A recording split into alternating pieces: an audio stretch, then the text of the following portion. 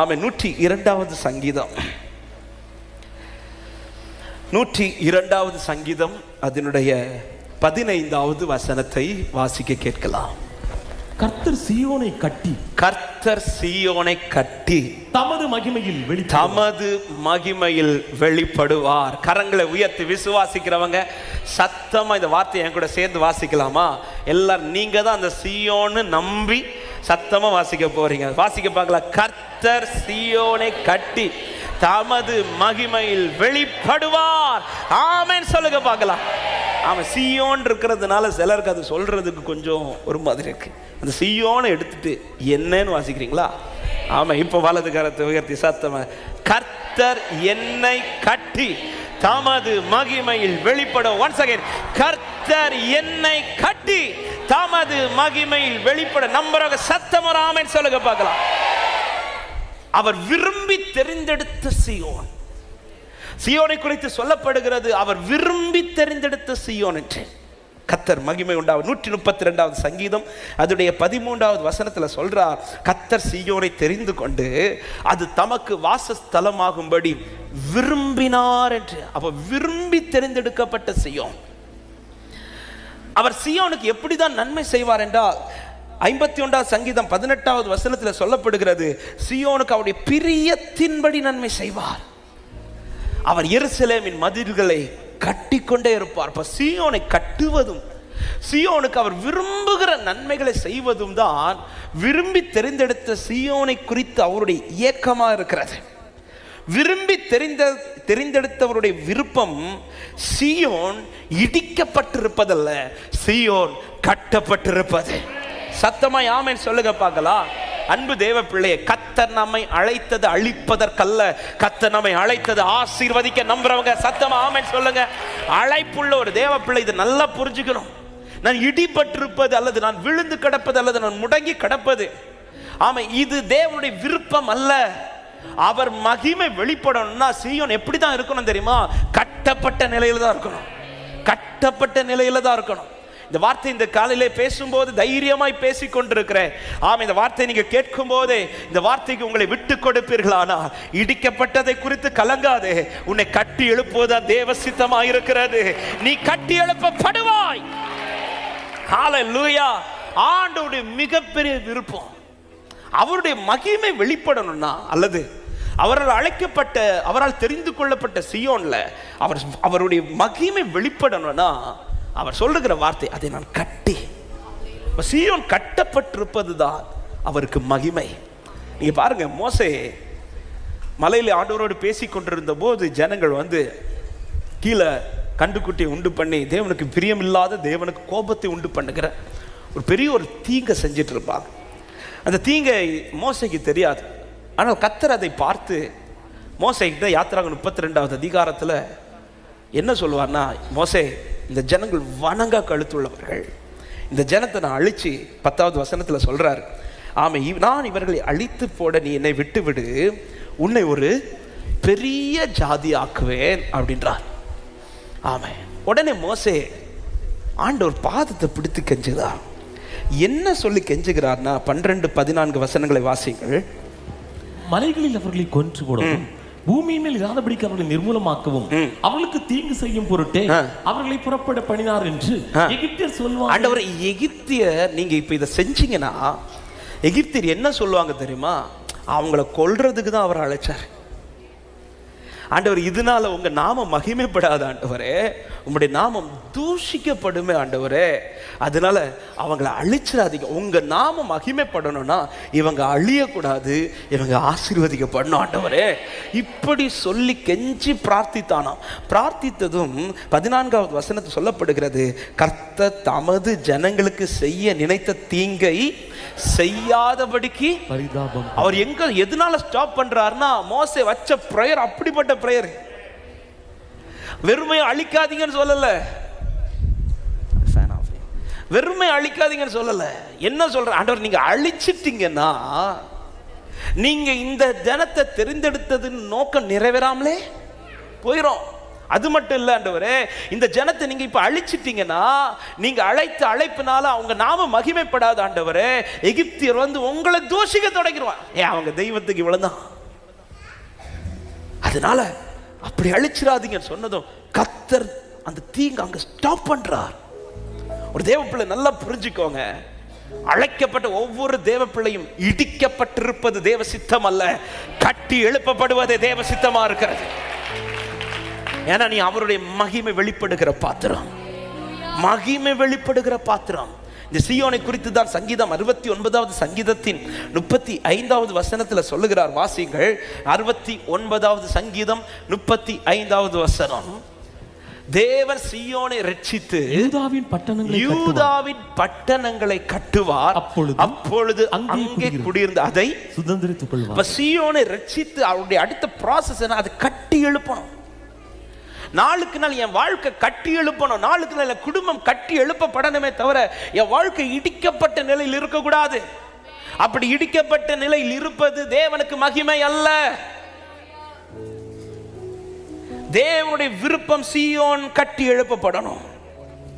ஒரு தேவ பிள்ளை நல்லா புரிஞ்சுக்கோங்க, சீயோன் இடிபட்டிருப்பது, இந்த வார்த்தையை நான் பாரமாய் சொல்லுகிறேன், வேதனையோடு சொல்றேன், இடிபட்டிருப்பது தேவனுக்கு மகிமை அல்ல. சீயோனை குறித்து ஏசாயா 61வது அதிகாரத்தில் என்ன சொல்லுகிறார் பாருங்கள். 2, 3, 4 வசனங்களை வாசிங்கள், தெரிந்த வார்த்தைகள் தான். 61, 2 முதல் 4 வசனம். கர்த்தருடைய அனுக்கிரக வருஷத்தையும் நம்முடைய தேவ நீதியை சரிக்கட்டும் நாளையும் கூறவும், துயரப்பட்ட அனைவருக்கும் ஆறுதல் செய்யவும், சீயோனிலே துயரப்பட்டவர்களை சீர்படுத்தவும், அவர்களுக்கு சாம்பலுக்கு பதிலாக சிங்காலத்தையும், துயரத்துக்கு பதிலாக ஆனந்த தைலத்தையும், ஒடுங்கின ஆவிக்கு பதிலாக துதியினுடையும் கொடுக்கவும் அவர் என்னை அனுப்பினார்.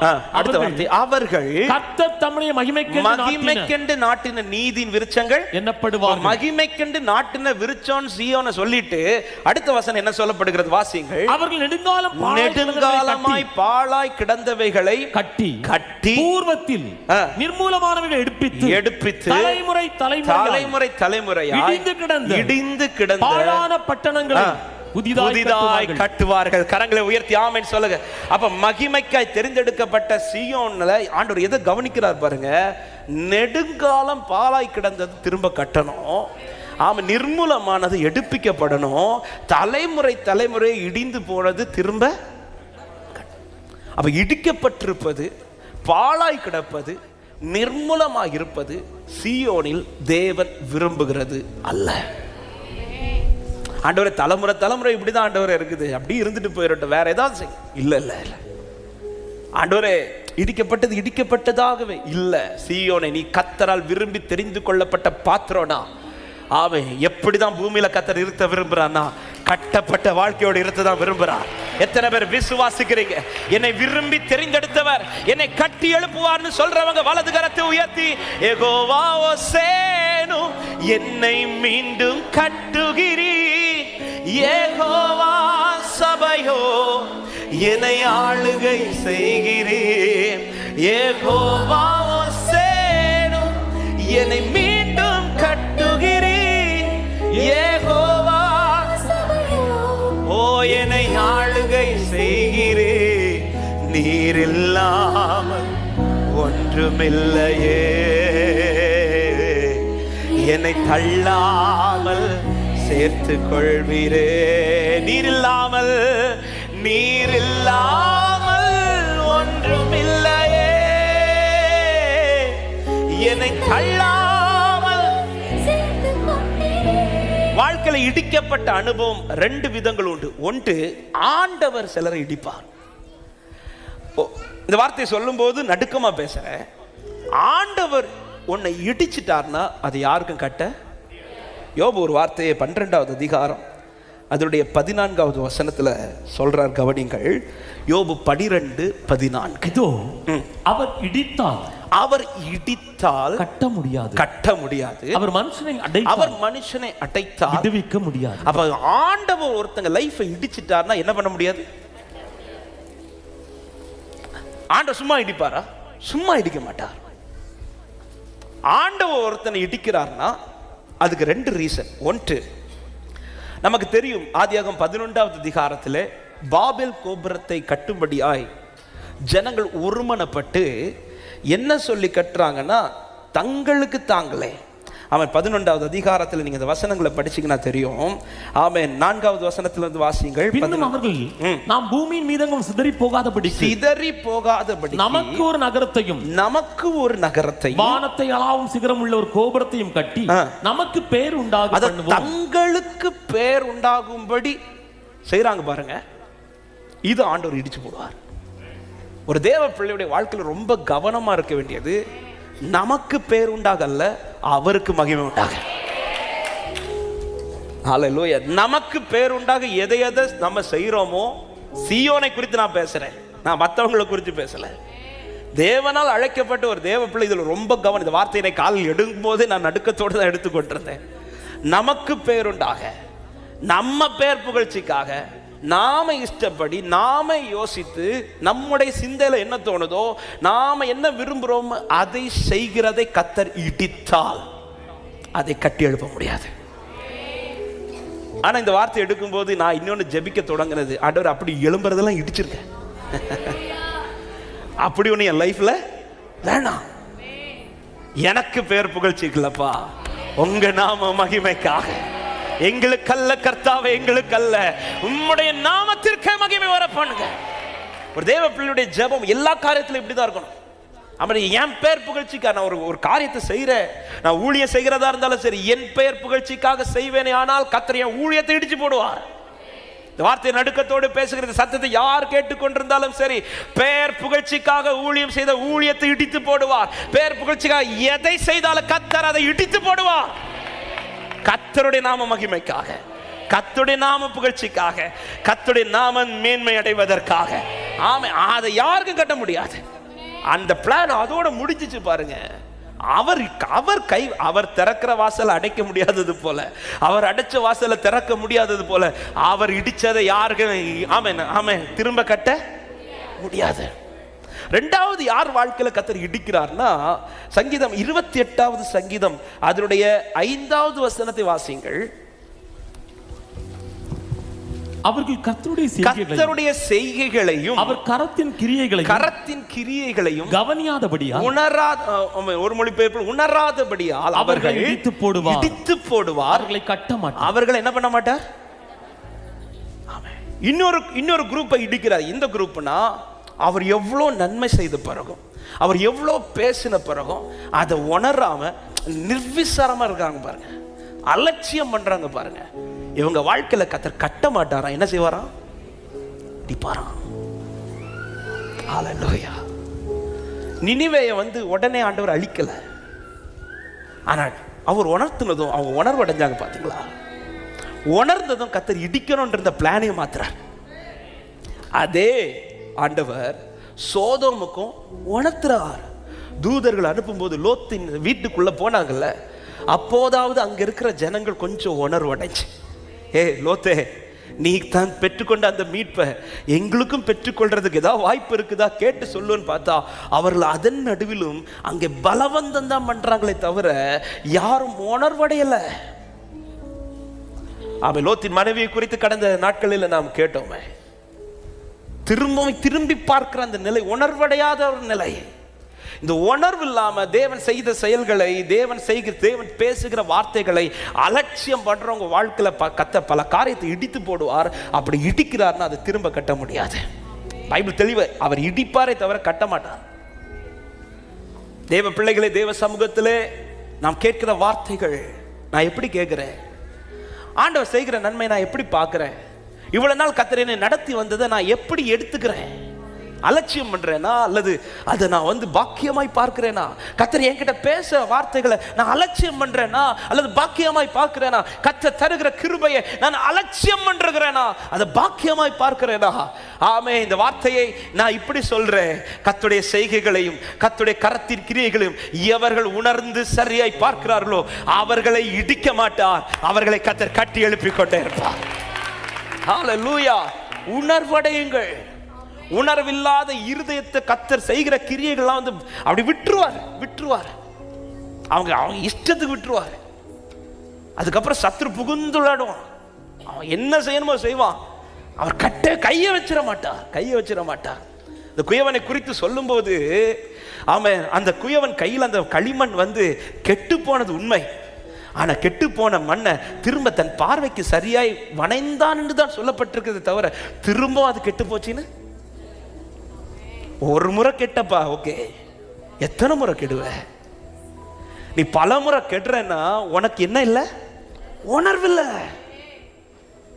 உணர்வு இல்லாத விட்டுருவாரு. ஏன் அந்த மண் அவர் திரும்ப கீழே போடலன்னா அது அடுத்த உருவாக்குறதுல சரியாயிடுச்சு. உணர்வு அடைஞ்சு இனி நான் கெட்டக்கூடாதுன்னு அவர் என்ன பார்வை வச்சாரோ அந்த பார்வையில் அந்த பாத்திரம் வணையப்பட்டுச்சு பாருங்க. அந்த பாத்திரத்தை தான் கர்த்தர் கட்டி எழுப்பினார். அந்த பாத்திரத்தை வச்சுட்டு தான் இஸ்ரவேல் ஜனங்களை பார்த்து எரேமியா கொண்டு சொல்றா, எப்படி இந்த மண் இந்த குயவன் கையில் இருக்கிறதோ அப்படியே என் இஸ்ரவேல் வீட்டார் நீங்கள் என் கரத்தில் இருக்கிறீர்கள். அப்ப தேவனுடைய கிரியைகளையும் தேவனுடைய செய்கைகளையும் நான் உணராம ருசிக்காம அதை அனுபவிக்காம அதை அலட்சியம் பண்றேனாலே கர்த்தருடைய வாழ்க்கையில் அநேக காரியத்தை இடித்து போடுவார் என்று நான் பேசல, கர்த்தருடைய வார்த்தை பேசி கொண்டிருக்கிறது. அப்ப தேவன் இடிக்கிறது ரெண்டு காரியம். ஏன் பேர் புகழ்ச்சிக்கு, அவர் மகிமை வெளிப்படாம என் பேருக்காக, என் குடும்பத்துக்காக, எனக்காக ஒரு காரியத்தை செய்கிறேன் என்றால் கர்த்தர் இடிப்பார். ரெண்டு, அவருடைய செய்கைகளை அவருடைய கிரியைகளை உணராமல் போக போக என் வாழ்க்கையில இடிக்கப்படும். ரெண்டாவது ஒருத்தன் இடிக்கிறான், அதுதான் சத்துரு. சத்துரு இடிக்கிறது ரெண்டு விதத்தில் இடிப்பான். ஒன்று, ஆமென், தேவன் அனுமதித்து இடிக்க வைப்பார்.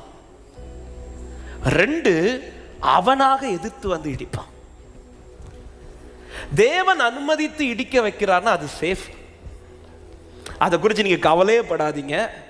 நீங்க கட்டணும்னு கூட இல்லை, கர்த்தர் மகிமையை கட்டுவார்.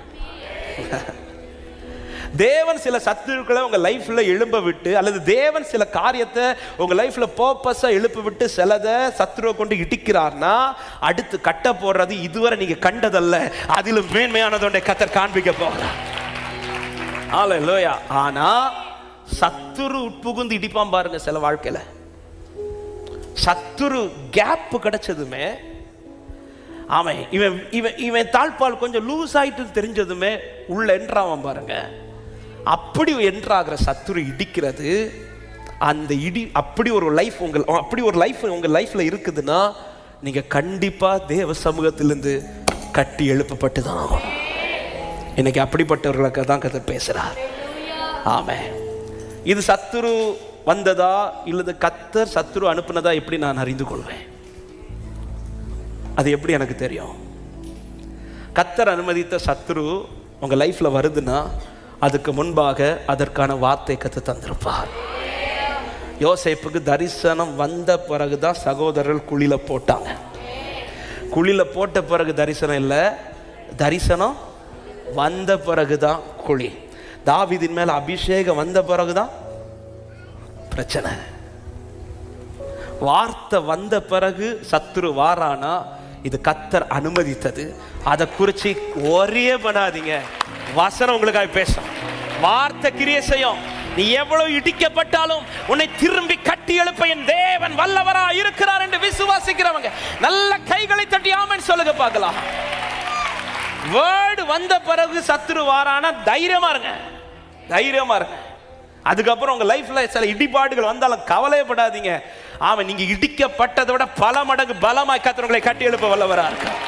வேர்டுக்கு அப்புறம் உங்க லைஃப் இடிக்கப்படுதுன்னா அன்பு சகோதர சகோதரி சந்தோஷப்படு.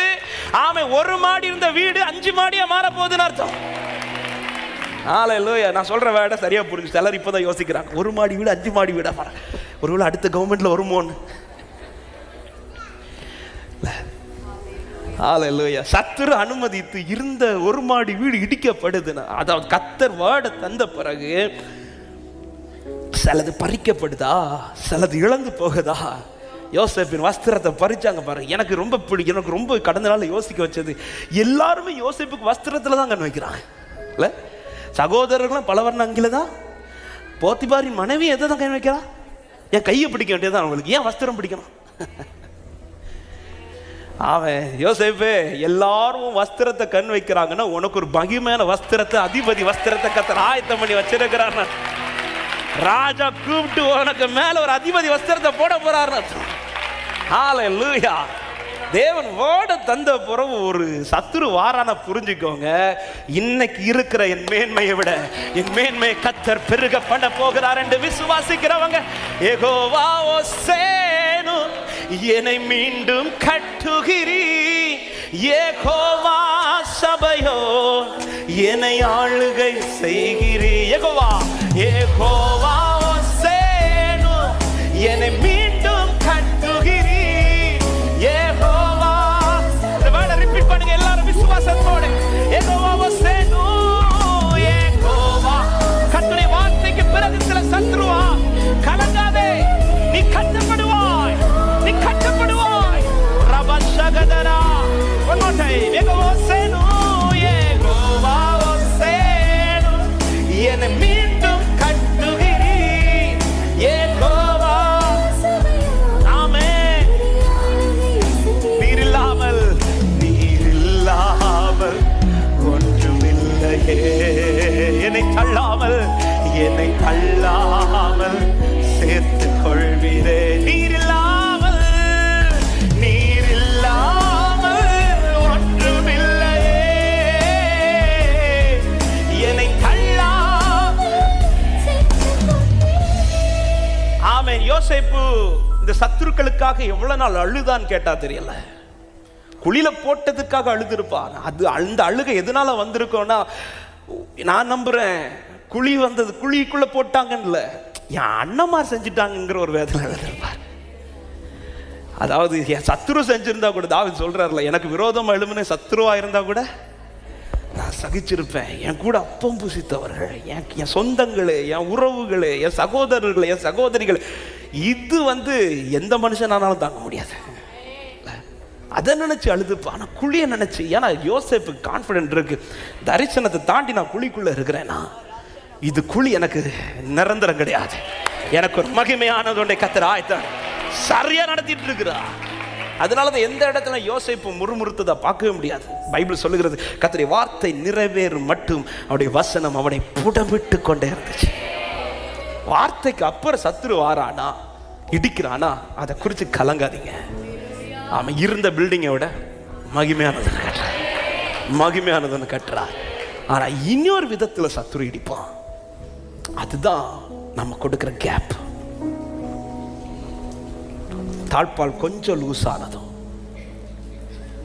கொஞ்சம் விரிசல் வந்ததும், ஜெப வாழ்க்கை கொஞ்சம் குறைஞ்சதும், அக்கிரமங்கள் கொஞ்சம் வாழ்க்கையில மிகுதியானதும், சத்துரு கேப்பை எதிர்பார்த்து நிற்பான் பாருங்க. அந்த கேப் நம்ம கொடுத்து தான் உள்ள என்றாய் அடிக்கிறான் பாருங்க. இப்படி என் லைஃப் இடிக்கப்பட்டிருக்கிறது என்றால், அப்படிப்பட்ட தேவ பிள்ளையே நல்ல கவனிங்க, விட்டுறாதீங்க. கட்ட முடியாதுன்னு இல்லை, அப்படின்னா இன்னைக்கு கர்த்தர் பேசியிருக்க மாட்டார். அப்படிப்பட்டவர்களை கட்டி எழுப்புறார்.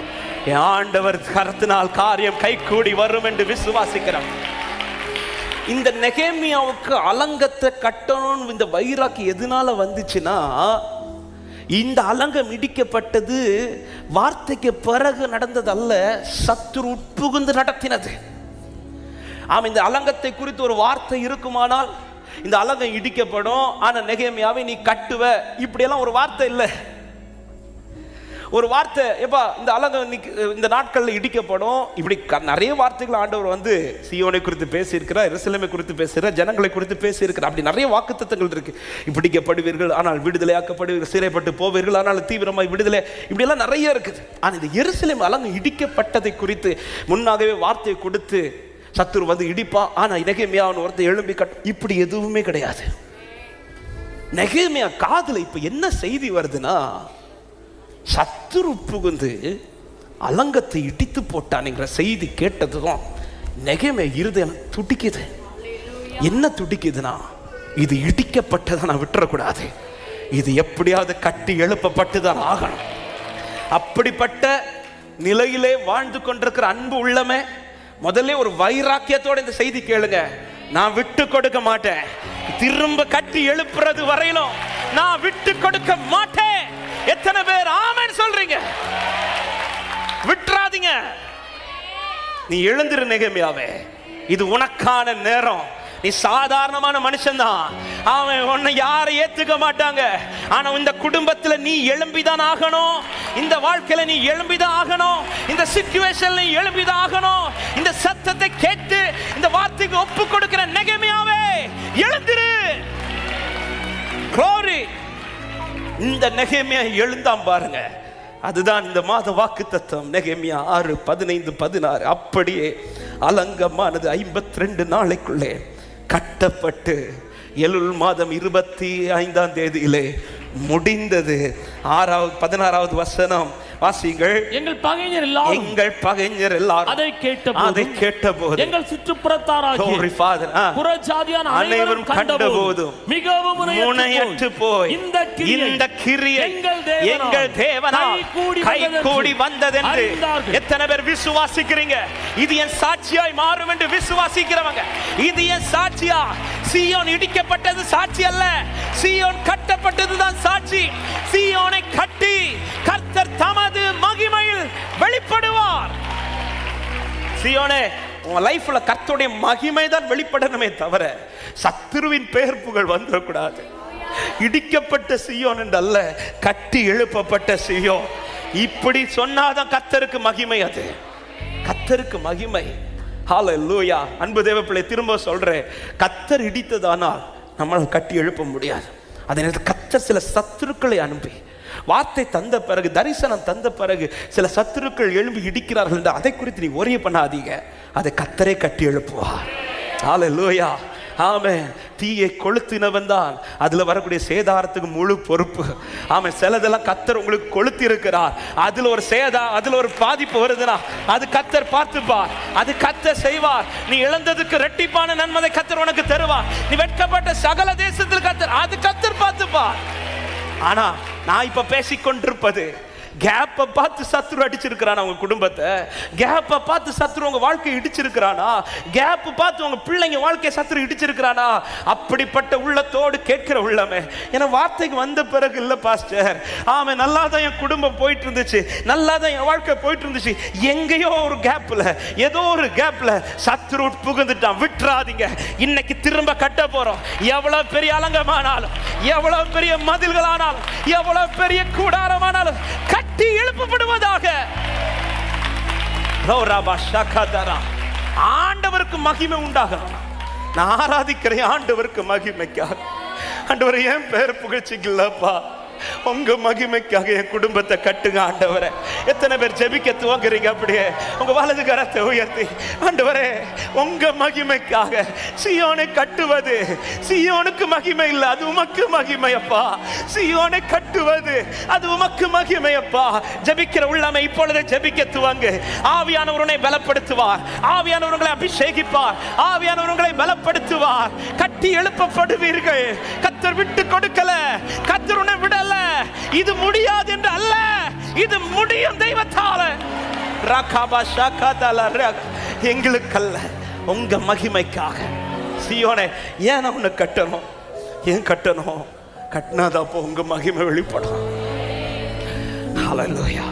இந்த ஜனம் அழியுமானா உங்க மகிமை கட்டுருமே ஆண்டவரே. மோசே கேட்டதுமே அழிக்கணும்ன்றத எண்ணத்தை மாத்தி அந்த ஜனத்தை நடத்த முடியும்னா, ஹல்லேலூயா. நான் இடிக்கப்பட்டிருந்தா அது என் அப்பாக்கு அவமானம், நான் கட்டப்படுவதா என் அப்பாக்கு மகிமைன்னு சொல்றவன். யெகோவா ஓசேனு என்னை மீண்டும் கட்டுகிறீர், யெகோவா சபையோ என்னை ஆளுகை செய்கிறீர், யெகோவா ஓசேனு என்னை மீண்டும் கட்டுகிறீர், யெகோவா சபையோ என்னை ஆளுகை செய்கிறீர். நீரில்லாமல் ஒன்றுமில்லையே, என்னை அல்லாமல். சொல்லுங்க ஆண்டவரை பார்த்து, நீரில்லாமல் ஒன்றுமில்லையே, என்னை அல்லாமல். இப்படி சத்துரு இடிக்கிறத எல்லாருக்கும் சும்மா கட்ட முடியாது.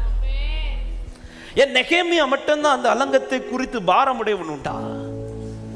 நெகேமியா அலங்கத்தை கட்டுகிற பர்சனும் கிடையாது. அப்படி இருக்கும்போது இது எல்லாராலும் இது சாத்தியமான்னு கேட்டா கிடையாது. ஆனா நெகேமியாவால் இது சாத்தியமானது. நெகேமியா சொல்ல காரியம் கர்த்தரால் கைகூடி அவை நெகேமியா கட்டின அலங்கம் இன்னைக்கு இடிக்கப்படல, இன்னைக்கு இடிக்கப்படல. அப்படியானா அதுல ஏதோ ஒரு மறைப்பொருள் இருக்கிறது அல்லவா? ஏன் அன்னைக்கு சத்துருக்கு கை வைக்க முடிஞ்ச அலங்கம் இன்னைக்கு வர சத்துருக்கு கை வைக்க முடியலன்னா நெகேமியா கட்டின அலங்கத்துல ஏதோ ஒரு பவர்ஃபுல்லான ஒரு காரியம் இருக்கு. அதை தான் ஆவியானவர் இன்றைக்கு இடைப்பட்டார். ஒரு வாரம் ஆண்டு இந்த வார்த்தையை இருதயத்தில் அதிக எழும்ப பண்ணி கொண்டே இருந்தார். இந்த நெகேமியா எப்படி இந்த அலங்கத்தை கட்டினார்? 3 காரியங்களை வேகமா நேரம் பெரிய செய்தி, ஆனால் நான் வேகமா 3 சொல்ல வேண்டியது இருக்கிறதுனால நான் ஜெபிக்க விரும்புகிறேன். 1, நான் 3 சொல்லிடுறேன். நெகேமியா போட்ட அஸ்திபாரம், நெகேமியாஸ் ஃபவுண்டேஷன், 2 நெகேமியாவின் நம்பிக்கை, நெகேமியாஸ் ஃபெய்த். 3 நெகேமியாவின் நோக்கம், நெகேமியாஸ் ஃபோக்கஸ் ஆர் பர்பஸ். நெகேமியா போட்ட அஸ்திபாரம், நெகேமியாஸ் ஃபவுண்டேஷன், நெகேமியாவின் நம்பிக்கை, நெகேமியாஸ் ஃபெய்த், நெகேமியாவின் நோக்கம், நெகேமியாஸ் ஃபோக்கஸ் ஆர் பர்பஸ். இந்த 3 காரியத்தில் நெகேமியா உறுதியா இருந்தார். 1, இந்த அலங்கம் அதன் பிறகு சத்ருவால கை வைக்க முடியாததற்கும், இந்த அலங்கம் 52 நாளில் கட்டி முடிக்கிறதற்கும், இந்த அலங்கம் கட்டணுங்கிற தீவிரத்தோடு புறப்பட்ட அந்த காரியத்தை கர்த்தர் கைகூடி வந்ததற்குமான ரீசன் என்னன்னா, ஒரே காரணம், நெகேமியா போட்ட அஸ்திபாரம். என்ன பாஸ்டர் நெகேமியா அஸ்திபாரம் போட்டாரு? இந்த அலங்கம் ஏற்கனவே கட்டி எழுப்பப்பட்டதானே, இனி என்ன ஒரு அஸ்திபாரம் போடப்பட்டது? நெகேமியா போட்ட அஸ்திபாரம் கல்லால் அல்ல, நெகேமியா போட்ட அஸ்திபாரம் ஜெபத்தால். ஹல்லேலூயா. 1வது அதிகாரம் அதனுடைய 3வது வசனம் 4வது வசனத்தை வாசிங்க. அதற்கு அவர்கள் சிறையிருப்பில் மீந்திருக்கிறவர்கள் அந்த தேசத்திலே மகா தீங்கையும் நிந்தையையும் அனுபவிக்கிறார்கள். எருசலேமின் அலங்கம் இடிப்பட்டதும் அதன் வாசல்கள் அக்கினியினால் சுட்டரிக்கப்பட்டதுமாய் கிடக்கிறது என்றார்கள். இந்த வார்த்தைகளை கேட்டபோது நான் உட்கார்ந்து சில நாளாய் துக்கித்து உபவாசித்து மன்றாடி பரலோகத்தின் தேவனை நோக்கி. இந்த அஸ்திபாரம் போட்டது யாருக்கும்? பொதுவாகவே ஒரு பில்டிங்ல அஸ்திபாரம் யாருக்கும் தெரியாது. எவ்வளோ பெரிய பில்டிங்கா இருக்கட்டும், இன்னைக்கு எல்லாருக்கும் பில்டிங் பெருசா தெரியும், ஆனா எது தெரியாது? ஆனா ஒண்ணு தெரியுமா, அந்த பில்டிங் ஸ்ட்ராங்கா இருக்கணும்னா எது தேவை? சும்மா போடுற அஸ்திபாரம் கிடையாது. அஸ்திபாரம் எவ்வளோ ஸ்ட்ராங் ஆகுதோ உன் பில்டிங் அவ்வளோ ஸ்ட்ராங் ஆகிட்டே. இத்தனை சத்துருக்கள் நெகேமியாவுக்கு விரோதமாக எழும்பின பிறகு, எத்தனை விரோதமான காரியங்கள் நெகேமியாவுக்கு விரோதமாக எழும்பின பிறகும் 52 நாளில் இந்த அலங்கம் கட்டி முடிக்கப்படுதுனா, இதற்காய் நெகேமியா போட்ட அஸ்திபாரம் கல்லல்ல, ஜபத்தினால் போட்ட அஸ்திபாரம். இந்த வார்த்தை சொல்லும் போது ஒரு தெய்வ பிள்ளைக்கு தைரியமாய் சொல்லுகிறேன், ஹல்லேலூயா. உன் ஜெப அஸ்திபாரம் எவ்வளவு ஸ்ட்ராங் ஆகுதோ உன் கூடாரம் மகிமையாய் கட்டி எழுப்பப்பட்டு கொண்டே இருக்கும். விசுவாசிக்கிற தேவ பிள்ளைகள் நல்ல கைகளை தட்டி glory. இன்னைக்கு அநேகருடைய அஸ்திபாரம் வீக்கா இருக்குதுங்க.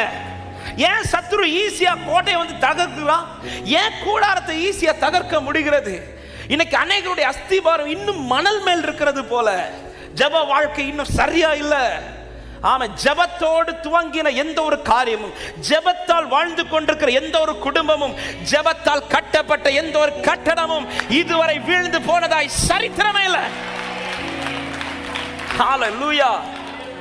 அஸ்திபாரம் எவ்வளவு ஸ்ட்ராங் ஆகுதோ பில்டிங் அவ்வளவு ஸ்ட்ராங் ஆயிட்டே இருக்கும்.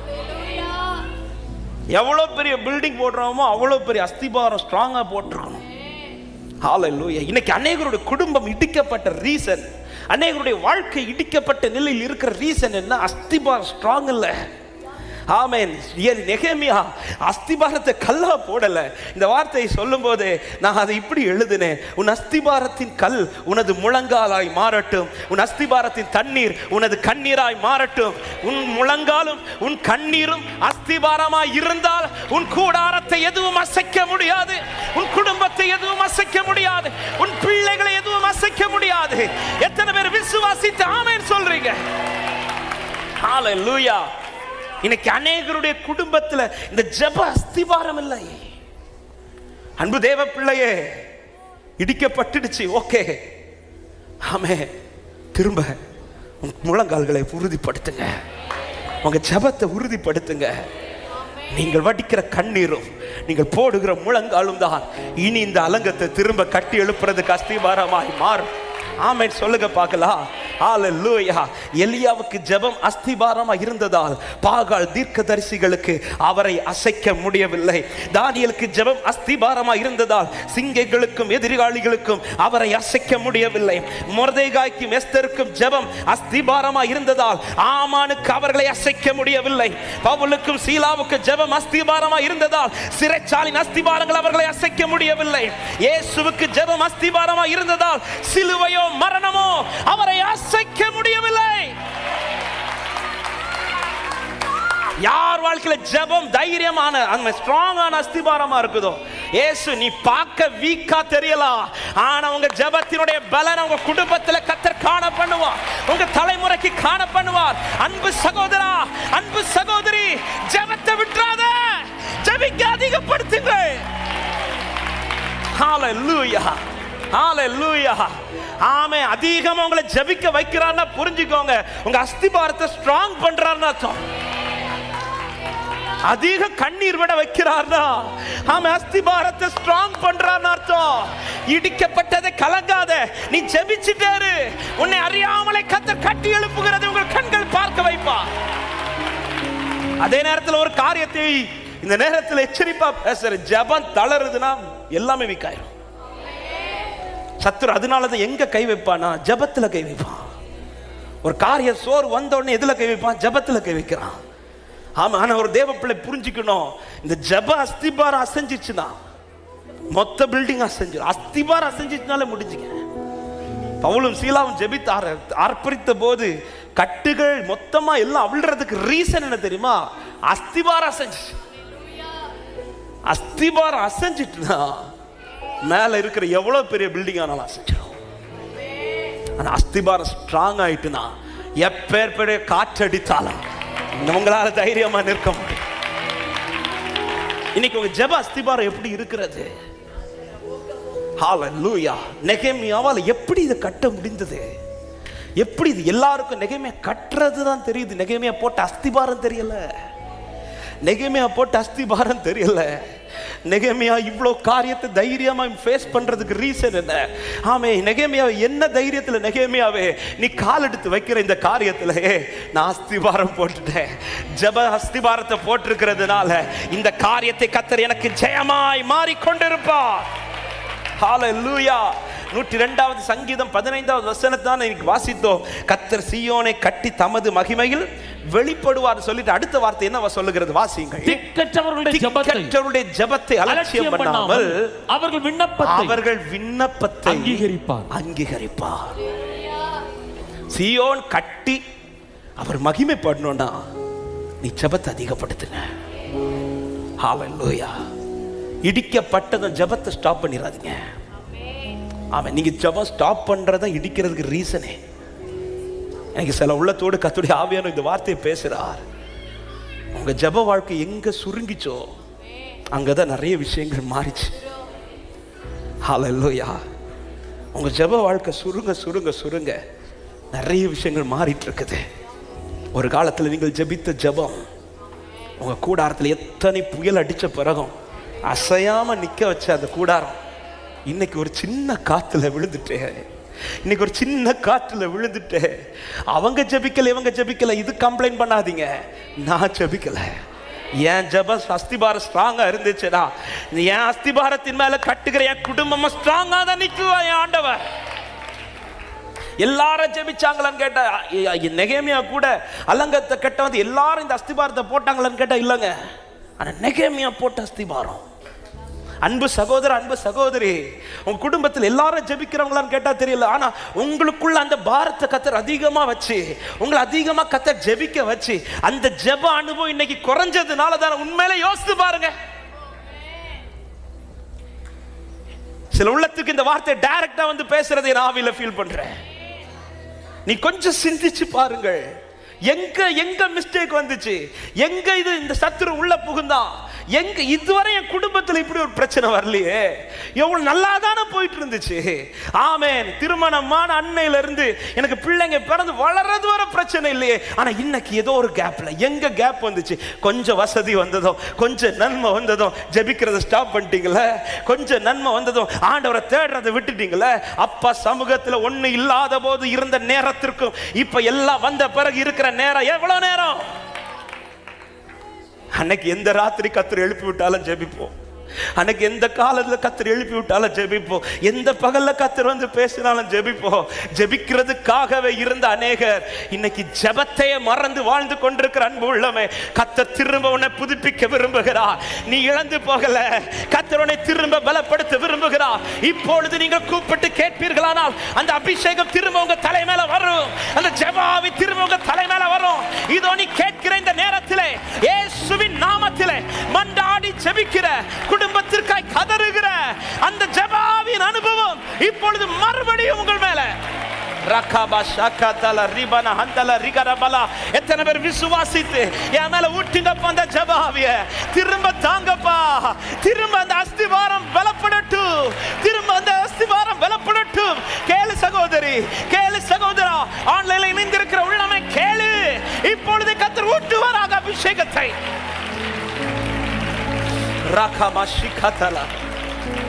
ஹalleluya. நான் ஒரு கேள்வி கேட்கிறேன், வெக்கப்படாம நீங்க கை தூக்குவீங்களா? உண்மையிலே பாஸ்டர், என் வாழ்க்கையில ஜெபம் சுருங்குனதுனால தான் என் குடும்பத்தில் அநேக பிரச்சனை, அது சொல்றவங்க வெக்கப்படாம உங்க கை வைத்து அப்படியே கண்களை மூடி ஆண்டவர்ட்ட ஜெபிக்க. செய்தி முடியல, ஆனா கர்த்தர் கிருபை ஊற்ற விரும்புகிறார். கிருபை நெகேமியாவே, முழங்கால் போடு நெகேமியாவே, நீ ஜெபிச்சா போதும் நெகேமியாவே, இது கட்டி எழுப்பிடலாம், இது கட்டி எழுப்பிடலாம், இது கட்ட முடியும், இது கட்ட முடியுங்கிறதுனால தான் கர்த்தர் பேசிக் கொண்டிருக்கிறார். நீ ஜெபிக்க தொடங்கிட்டேனா, உன் ஜெப அஸ்திவாரம் இன்னும் ஸ்ட்ராங் ஆயிடுச்சுனா எல்லாம் கட்டப்படும், கட்டப்படும். இயேசுவின் நாமத்தில் உண்மையாய் ஜெபிக்கிற உள்ளத்தின் மேல ஒரு உன்னத ஆவியின் பலன் இப்பொழுது ஊற்றப்படும். உன் ஜெப வாழ்க்கையை அதிகப்படுத்து, உன் ஜெபத்தை அதிகப்படுத்து.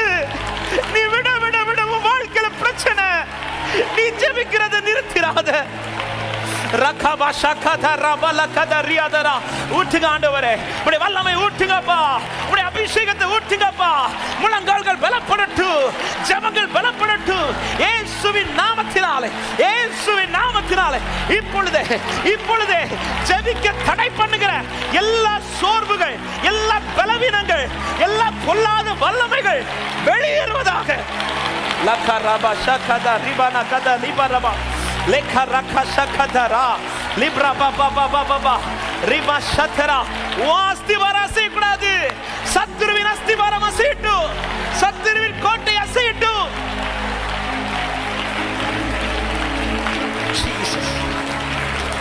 அஸ்திபாரத்தை பலப்படுத்துங்க. ஒரே ஒரு அஸ்திபாரம் தான், ஜெபம் என்கிற அஸ்திபாரம்.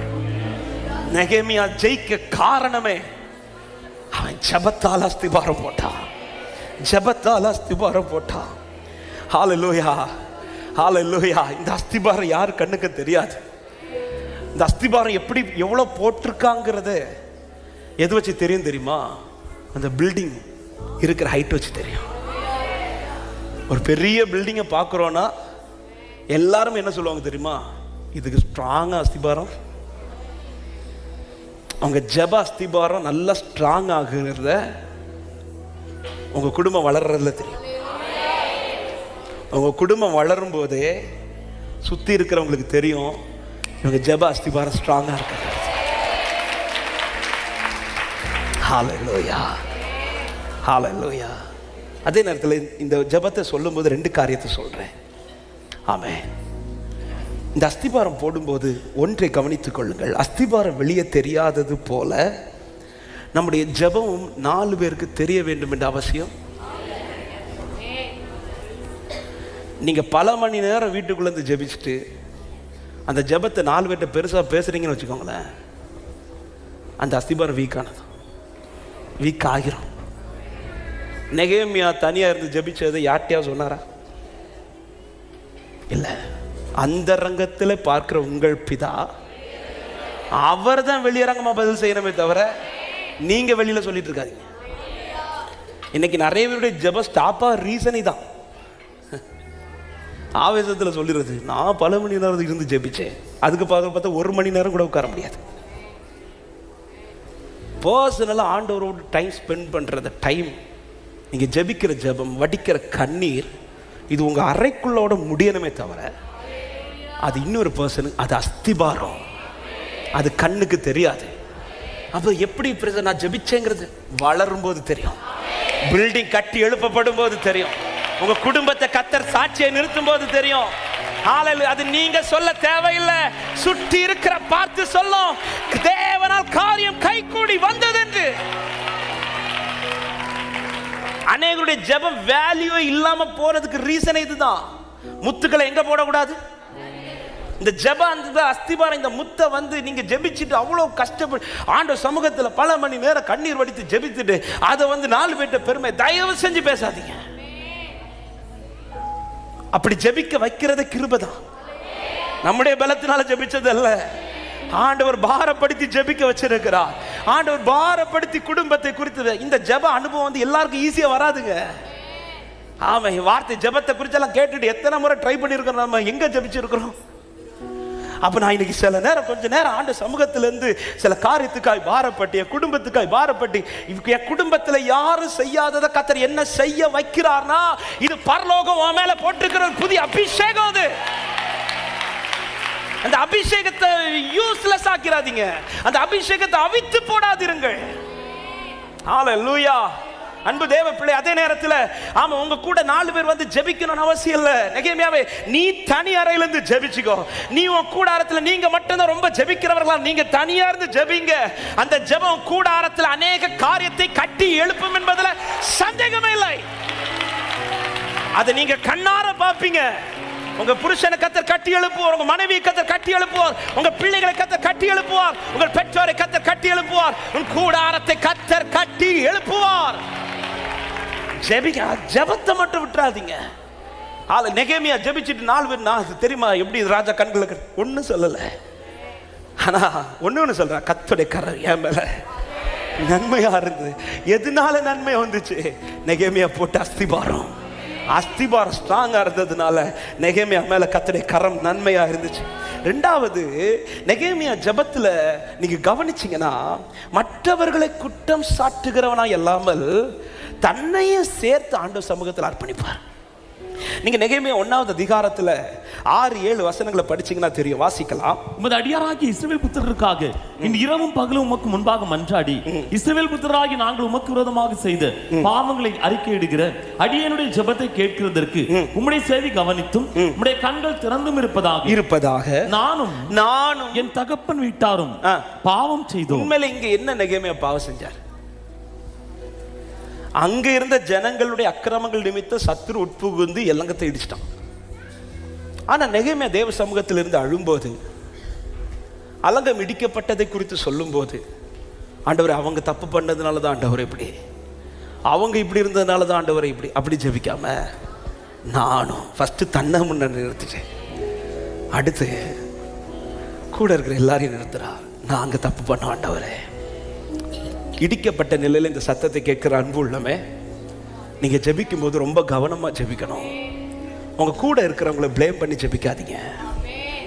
எங்களை கட்டுங்க ஆண்டவரே ஜெபிங்க. எது நீதி, யார் பக்கம் நீதி, இது நான் சொல்ல தேவையில்லை, இது அவருக்கு தெரியும். ஹல்லேலூயா. நியாயம் தீர்ப்பதும் நீதி செய்வதும் ஏன் வேலை கிடையாது. நான் அழுவேன், என் அப்பா என்னை கட்டி எழுப்பிட்டே இருப்பா. நான் ஜெபிப்பேன், எங்க அப்பா என்னை கட்டி எழுப்பிட்டு இருப்பா. இந்த இடத்துல நான் நீதிமான் ஆண்டவரே, அவங்கெல்லாம் அதனால என்ன நீங்க அப்படி ஜெபிக்கல. நெகேமியா ஃபர்ஸ்ட் தன்னை தான் நிறுத்துறார். ஆண்டவரே, இடிபடுறதுக்கு ரீசன் நான் தான் ஆண்டவரே. இன்னைக்கு அநேக குடும்ப பிரச்சனை வந்ததும் உடனே பிளேம் பண்றது, என் புருஷனால, அவர் சரியில்லை, இல்லை என் பிள்ளை சரியில்லை, தயவு செஞ்சு இல்லை எங்க உங்க குடும்பங்க, அது உங்க வாழ்க்கைங்க, அது நீங்க அடுத்த ஆளை ப்ளேம் பண்றதை விட்டுட்டு தேவ சமூகத்துல இருந்து சொல்லுங்க, ஆண்டவர் எங்களை கட்டுங்க ஆண்டவரேன்னு ஜெபிங்க. எங்களை கட்டுங்க ஆண்டவரே, ஏன் கூட நான் பண்ண தப்புன்னு சொல்லி ஜெபிங்க ஃபர்ஸ்ட். ஆண்டவர் நானும் என் குடும்பமும் செய்த தவறுதனால சத்துரு இன்னைக்கு கத்தர் கட்டி எழுப்பின குடும்பத்துக்குள்ள சத்துரு உட்புகுதல் இல்லாமல் போவதாக இயேசுவின் நாமத்தினால். தேவன் கட்டி எழுப்புற குடும்பம், அந்த இடத்துல என் புருஷன் சரியில்லை, அவரை சந்திங்க, என் பிள்ளைங்க சரி, என் மனைவி சரியில்லை, யாரையும் பிளேம் பண்றாதீங்க. தேவ சமூகத்துல இருந்து ஜெபிக்கிறீங்களா, உங்களையும் உங்க குடும்பத்தையும் சேர்த்து வச்சு ஜெபிங்க. அப்படி நீங்க ஜெபிப்பீங்கன்னா அந்த ஜெபத்திற்கு இமிடியேட்டான பதில் வரும். 52 நாளைக்குள்ள கட்டி அலங்கத்தை எழுப்ப முடியும்னா 5 நாளில உங்க குடும்பத்தை கத்தர் கட்டி எழுப்ப வல்லவரா இருக்கிறார். இன்னைக்கு ஒரு ஜெப ஃபார்மட் மாறட்டும் சபையே. 5 நாளில உங்க குடும்பத்தை கத்தர் திரும்ப சீர்படுத்த வல்லவரா இருக்கிறார். ஹalleluya, ஆமென். இன்னைக்கு இந்த ஜெபத்தை மாத்தி பாருங்க. அவங்க சரியில்லை, இவங்க சரி இல்லை, இல்ல நானும் என் குடும்பமும், நான் சரியில்லை ஆண்டவரே, நான் சரியில்லை ஆண்டவரே, அப்புறம் என் குடும்பமும் எங்களுக்குள்ள இருக்கிற தப்பிதங்களை மன்னியும் என்று முழங்கார் படிட்டு ஜெபிச்சு புறப்பட்டான் பாருங்க. வேதம் சொல்லுகிறது, ஆமென், 11வது வசனத்துல அவன் என்ன சொல்லி, உமது அடியானுக்கு காரியத்தை கைகூடி வர பண்ணி, உமது அடியானுக்கு காரியத்தை இப்படி சொல்லி புறப்பட்டான் பாருங்க. அதே சாட்சிதான் பிற்பாடு வருகிறது, தேவனால் காரியம் கைகூடி வந்தது என்று. ஆமென். ஜெபிக்கும் போது இந்த ஜெபம் ரொம்ப ரொம்ப முக்கியம். நீங்க பரிசுத்தவான்களுடைய ஜெபத்துல எல்லாம் பாத்தீங்கன்னா அவங்க யாரையும் பிளேம் பண்ணி தங்களையும் சேர்த்து, தானியேலுடைய ஜெபத்தை பாத்தீங்கன்னா தெரியும், ஜனங்கள் செஞ்ச பாவத்துக்கு முன்னாடி சொல்ல, நாங்கள் பாவம் செஞ்சோம், நாங்கள் பாவிகள், ஹalleluya, ஆமென், தாங்கள் பாவிகள், இப்படிதான் நிற்பாங்க, இப்படிதான் நிக்கணும். அப்படி நிற்கிற கூடாரத்தை கர்த்தர் இடிக்கப்பட்ட விடவே மாட்டார். சத்தமா ஆமென் சொல்லுங்க பார்க்கலாம். ஹalleluya. ஒரு தேவ பிள்ளை கட்டப்படுவது அல்லது ஆமென் வளர்ச்சி ஜெபத்தில் இருந்ததானால் அது மிகவும் பலமாகும், அது அசையாது. ஜெப அஸ்திபாரத்தை ஸ்ட்ராங் ஆக்குங்க. 2வது ஒரு காரியத்தை சொல்றேன், நேரம் இல்லாததுனால நான் இதை சுருக்கிறேன். 2வது ஒரு காரியம், நெகேமியாவின் நம்பிக்கை. நெகேமியாஸ் ஃபெய்த். என்ன நெகேமியாவின் நம்பிக்கை? நெகேமியா 1:11 வாசிக்கலாம். ஆண்டவரே, உமது அடியாரின் ஜெபத்தையும் உமது நாமத்துக்கு பயப்பட வேண்டும் என்று விரும்புகிற உமது அடியாரின் ஜெபத்தையும் உமது செவிகள் கவனித்திருப்பதாக. இன்றைக்கு உமது அடியானுக்கு காரியத்தை கைகூடி வர பண்ணி இந்த மனுஷனுக்கு முன்பாக எனக்கு இரக்கம் கிடைக்க பண்ணியறலும் என்று பிரார்த்தித்தேன். உண்மையிலே நெகேமியா என்ன ஜெபிச்சிருக்கலாம் தெரியுமா? நெகேமியாவுக்கு அலங்கம் கட்டுறதுக்குள்ள அதிகாரம்லாம் இருக்குதான்னு கேட்டா கண்டிப்பா இல்லை. ஏன்னா அந்த வசனம் கடைசி என்ன சொல்லுதா, நான் ராஜாவுக்கு பானபாத்திரக்காரன். அதுல அவருக்கு குவாலிட்டியை சொல்லிட்டார், அவருடைய குவாலிஃபிகேஷன் சொல்லிட்டார், இதுதான் என் குவாலிஃபிகேஷன். ஆனா தான் ஒரு பானபாத்திரக்காரனா இருந்த பிறகும் நெகேமியா எப்படி ஜெபிச்சிருக்கலாம் தெரியுமா? ஆண்டவரே, நாங்க பாவம் செஞ்சிட்டோம், தயவா யாரையாவது எழுப்பி அலங்கத்தை கட்டுங்க ஆண்டவர். இப்படி ஜெபிக்காம நெகேமியா என்ன ஜெபிக்கிறாங்க? ஆண்டவரே, நான் கட்டுவேன், நான் கட்டுவேன். நெகேமியாவின் நம்பிக்கை என்ன தெரியுமா? இந்த அலங்கத்தை இன்னொருத்தங்களை இல்லை வச்சு நான் இந்த அலங்கத்தை கட்டி எழுப்ப போறேன். எத்தனை பேர் நான் சொல்ற வார்த்தை புரியுதுன்னு தெரியல. இன்னைக்கு காலை இந்த வார்த்தை என்ன ரொம்ப பலப்படுத்தினது. நெகேமியாவுக்கு இருந்த நம்பிக்கை, இந்த அலங்கத்தை இன்னொருத்தங்களை வச்சு அல்ல, வேற யாரும் அல்ல, நான் எழுப்பி கட்ட போறேன் நம்புறவங்க, நான் என்னை கொண்டு கர்த்தர் கட்டி எழுப்புவார்னு விசுவாசிக்கிறவங்க ஆமென் சொல்லுங்க பார்க்கலாம். ஹalleluya. இல்ல என் பிள்ளை எழும்பி கட்டுவா, இல்ல என் புருஷன் எழும்பி கட்டுவா, இல்ல என் மனைவி, இல்ல நான் எழும்பி இந்த அலங்கத்தை கட்டுவேன். இடிக்கப்பட்ட என் கூடாரத்தை நான் திரும்ப கட்டி எழுப்ப போறேன். விசுவாசத்தோட ஆமென் சொல்லுங்க பார்க்கலாம். என்னை கொண்டு அல்லது எங்களை கொண்டு கர்த்தர் இதை செய்வார். உங்க இருதயத்துல கை வச்சு தைரியமா சொல்லுங்க, இடிக்கப்பட்ட என் வாழ்க்கையை என்னை கொண்டு கர்த்தர் கட்டி எழுப்புவார். இடிக்கப்பட்ட என் குடும்பத்தை என்னை கொண்டு கர்த்தர் கட்டி எழுப்புவார். இடிக்கப்பட்ட என் பிள்ளைகளுடைய வாழ்க்கையை என்னை கொண்டு கர்த்தர் எழுப்புவார். அதற்காக தான் இன்று என்னை ஜீவனோடு வச்சிருக்கிறார் நம்புறவங்க கரத்தை உயர்த்தி சத்தமாய் ஹalleluya. யெகோவா சேனு என்னை மீண்டும் கட்டுகிறீர். யெகோவா ஓ என்னை ஆளுகை செய்கிறீர். யெகோவா சேனு என்னை மீண்டும் கட்டுகிறீர்.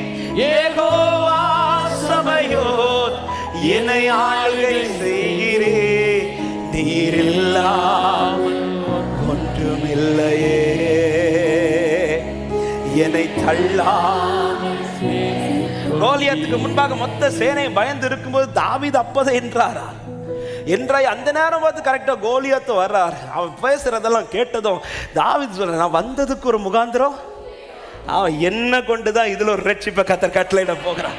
என்ன ஒரு நம்பிக்கை பாருங்க. நான் சாதாரணமான இந்த நாடு மேய்க்கிறவன் தான், யுத்தத்தில் பழக்கம் இல்லாதவன் தான். ஆனா தாவீதுக்கு ஒரு நம்பிக்கை வந்துட்டு, இந்த சேனையால அல்ல, என்னை கொண்டு இதுல ஒரு ஜெயத்தை கர்த்தர் கட்டளையிட போகிறார். எத்தனை பேர் இந்த பகல் நேரத்தில் விசுவாசிக்கிறீங்க? பல காரியத்தை கர்த்தர் என்னை கொண்டு செய்து முடிக்க போகிறார் என்று நிச்சயம் உள்ள தேவ பிள்ளைகள் விசுவாசத்தோடு ஆமென். தேவ பிள்ளையே, இன்னைக்கு உங்களை கர்த்தர் தீபமா எரிய வச்சிட்டு இருக்கிறாரா? சில சூழ்நிலையில் இன்னைக்கு ஜெபிக்க வச்சிட்டு இருக்கிறாரா? ஆமென். உங்களை கொண்டுதான் கர்த்தர் செய்து முடிக்க வைக்க போகிறார்.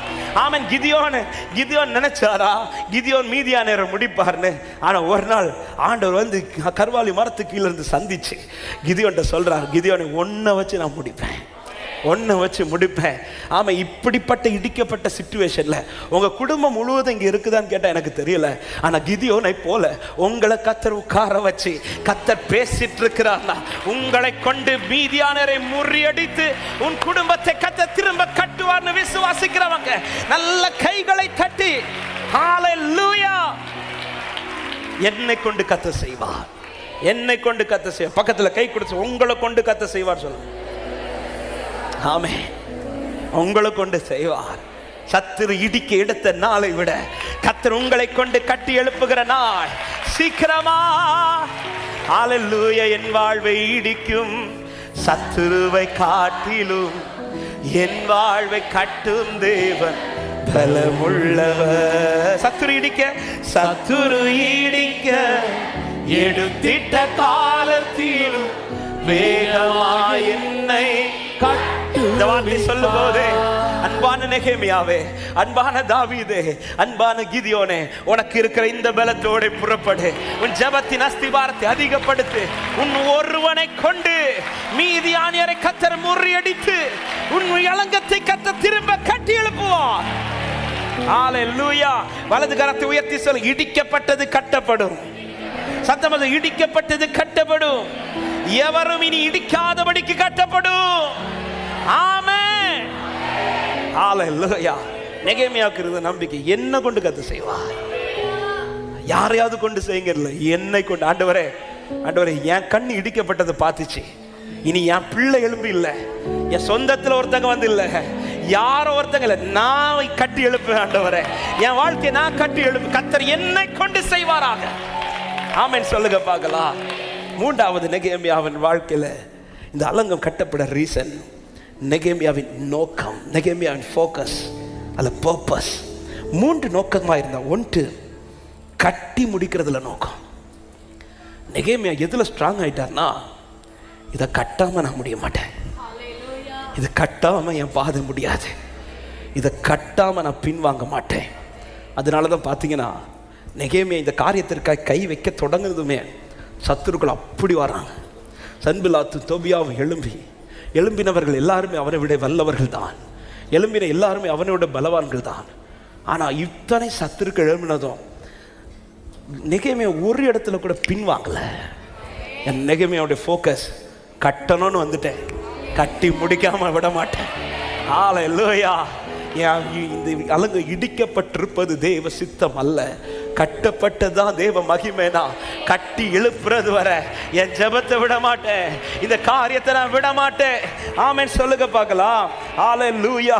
அதனால தான் நெகேமியா 2:19-20 அவர்கள் கலகம் பண்ணுகிற போது நெகேமியா சொல்ற வார்த்தை 20வது வசனத்தை வாசியுங்கள். அதற்கு நான் மறுமொழியாக, பரலோகத்தின் தேவனானவர் எங்களுக்கு காரியத்தை கைகூடி வர பண்ணுவார், அவர் வர பண்ணுவார், அவருடைய ஊழியக்காரராகி நாங்கள் எழுந்து கட்டுவோம். உங்களுக்கோ வென்றால் எருசலேமிலே பங்கும் இல்லை, பாத்தியமும் இல்லை. உங்கள் பேர் விளங்க. ஃபோக்கஸ் அதான், எப்படியாவது கட்டி முடிக்கணும்.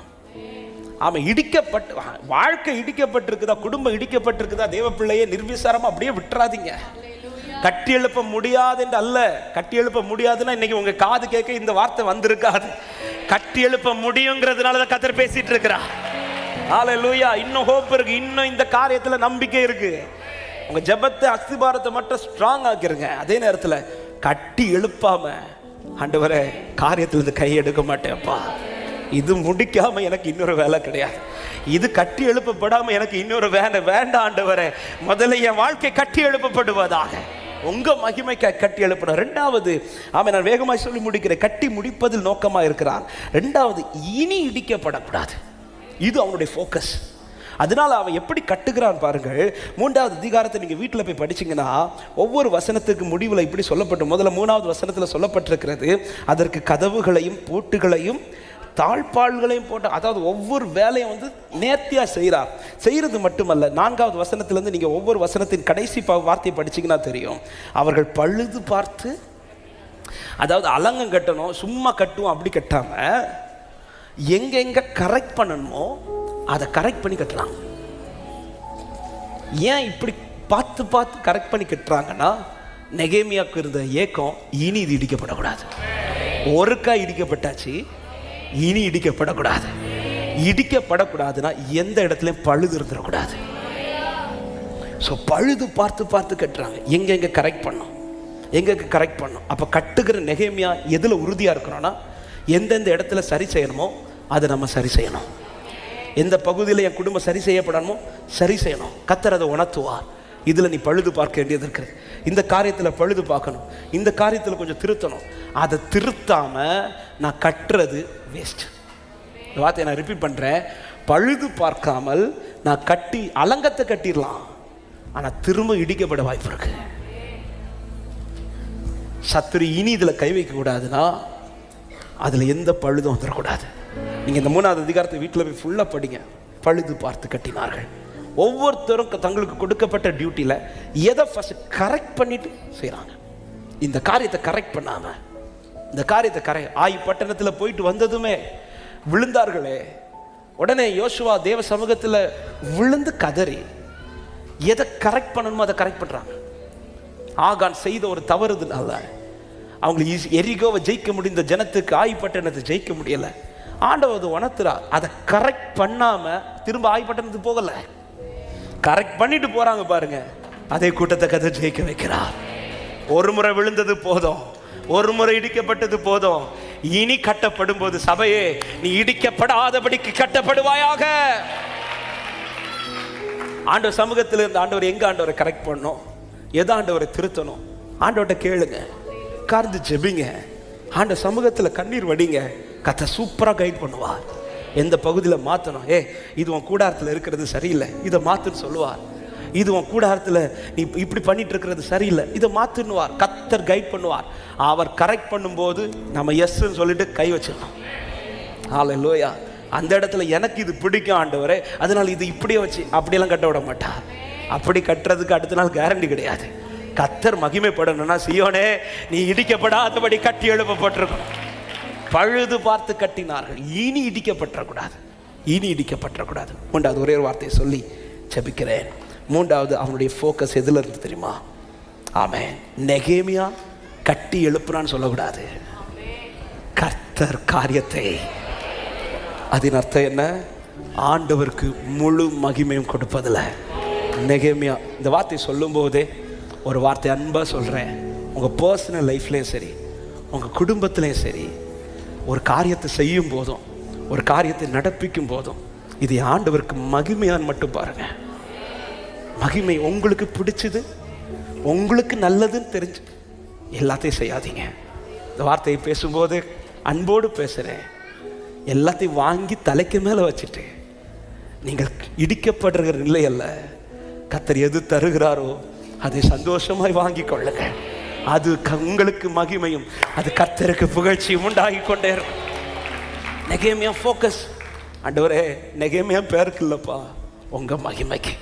உங்கள் குடும்பத்தில் உங்கள் பிள்ளைக்கு திருமண காரியமா, ஒரு வேலை காரியமா, ஒரு படிப்பு காரியமா, எதை செஞ்சாலும் பைபிள் ஒரு வார்த்தை இருக்கிறது அல்லவா, ரோமர் 11, இதை மட்டும் சொல்லி நான் முடிக்கிறேன். ரோமர் 11:36 வசனத்தை இதை மட்டும் வாசியுங்கள், நம்ம ஜெபிக்கலாம்.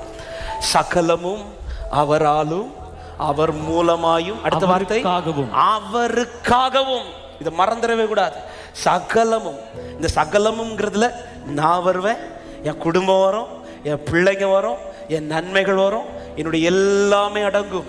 சகலம், இந்த வார்த்தை எல்லாரும் சொல்ல, சகலமும் அவராலும் அவர் மூலமாயும், அடுத்த வார்த்தை அவருக்காகவும். இப்படி இருக்கும்னா அடுத்து அவருக்கு என்றென்றும் மகிமை உண்டாவதாக. ஹல்லேலூயா.